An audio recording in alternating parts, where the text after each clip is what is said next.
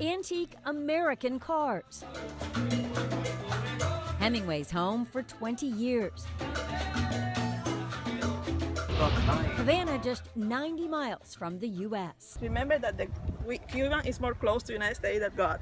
And we need the embargo finished right now. An embargo the U.S. imposed 50-odd years ago as part of the Trading with the Enemy Act to isolate the Cuban government economically and deprive it of American dollars. But that U.S. law also deprives Americans from traveling freely.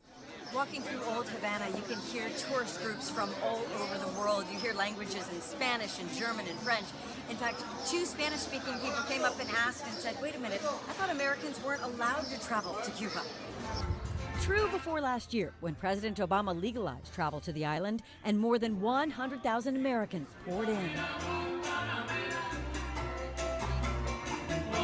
Still, an American riding in a bike taxi on a hot Havana night is considered novel. Miami, Estados Unidos. And still, the U.S. limits what we can do. If an American tourist wanted to skip the whole day and sit on the beach, can they do that? Can we do that? No, you can't. It's basically illegal for Americans to just go to the beach. So who would stop me from going out on this beach for 5 hours tomorrow? Well, certainly not me. I did go to the beach briefly, but many more hours were spent like this. Here, a designer turns her roof into a catwalk. Here, people pick up their food rations.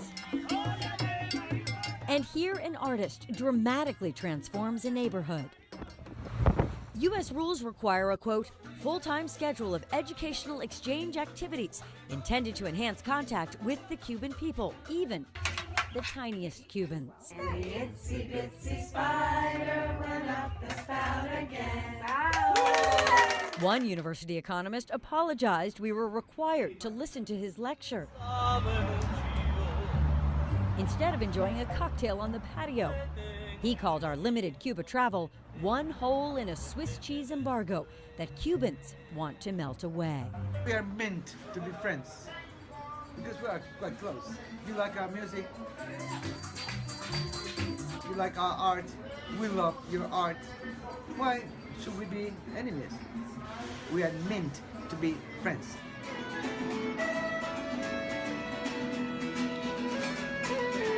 The friendship is not yet perfect.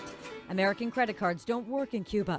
We can't take out more than $100 worth of alcohol and tobacco, about 4 high-quality cigars. And the most convenient way to comply with U.S. law is to pay $3 grand and up to U.S. tour companies. Then keep the itinerary for 5 years as proof that we learned about communist Cuba, but we didn't lounge around there.